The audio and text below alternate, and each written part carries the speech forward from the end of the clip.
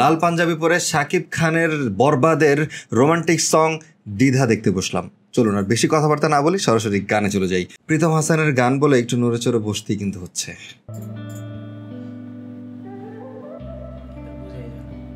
কি লুক!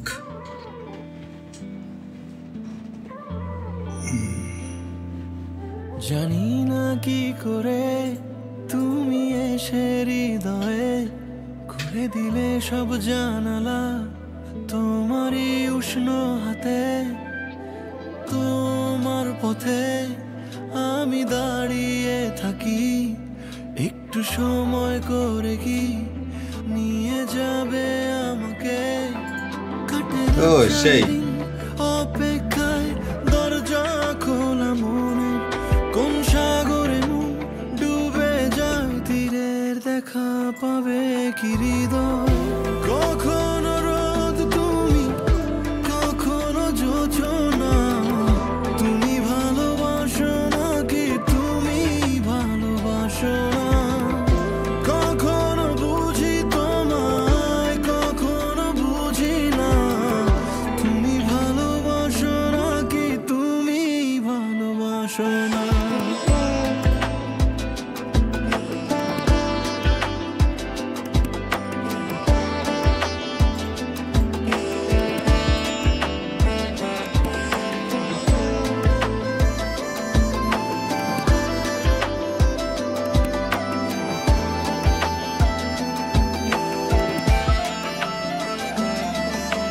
দ্বিধা ভুলে আসবে তুমি কবে, ধরবে দুটি হাত, সব অতীত মুছে যাবে।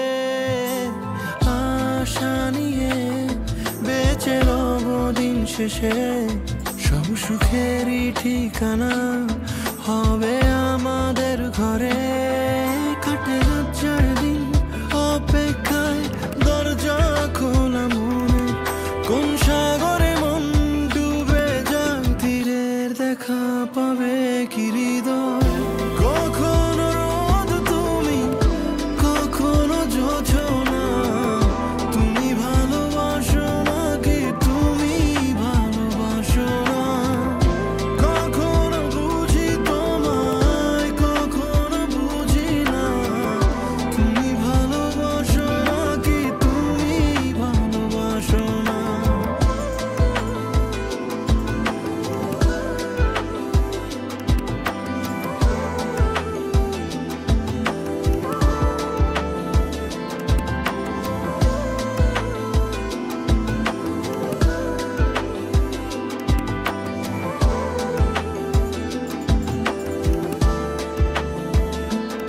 অডি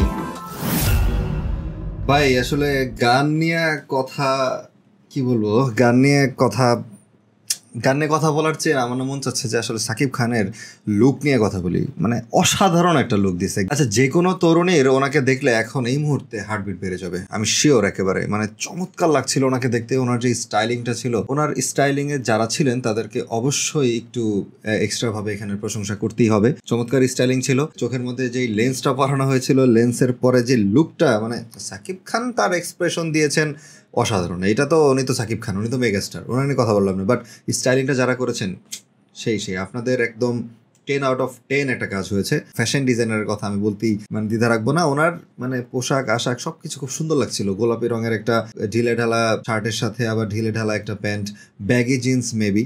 তো আমি এত স্টাইল সচেতন না, সো এই জন্য বলতে পারছি না ওই স্টাইলিংটাকে কি বলে, but it was nice actually.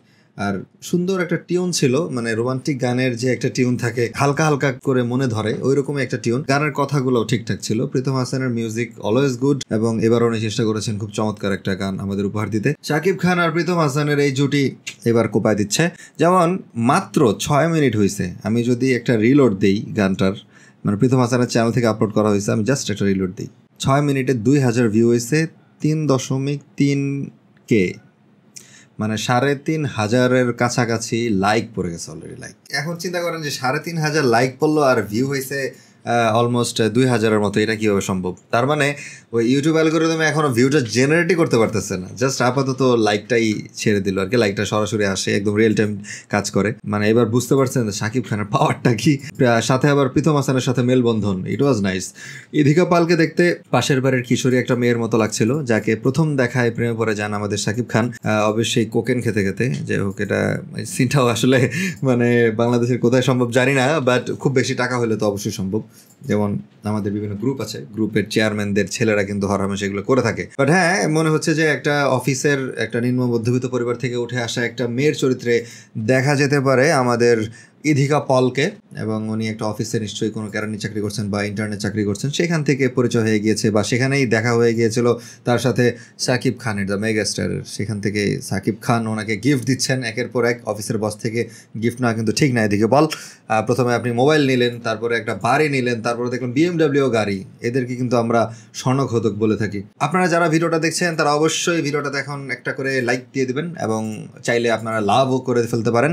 আর গানটা আপনাদের কাছে কেমন লাগছে অনেস্টলি কিছু কমেন্ট করেন তো, আমিও একটু দেখি গানটা আসলে মানুষের মতামত কীরকম গানটা সম্পর্কে। আর এই কথাটা একমাত্র সাকিবিয়ানদের উদ্দেশ্য, ভাই সাকিবিয়ান যদি হয়ে থাকেন সাকিব খানের নাম নিয়ে সুন্দর মতো আমার ভিডিওটা একটা করে শেয়ার করে দেন। আর আমার চ্যানেলটাকে যারা নতুন দেখছেন তারা অবশ্যই চ্যানেলটাকে সাবস্ক্রাইব করে ফেলবেন, সাথে থাকা বেল বাটনটাকে ডং করে বাজিয়ে দেন। দেখা হচ্ছে পরবর্তী কোনো ভিডিওতে, বিদায় নিচ্ছি।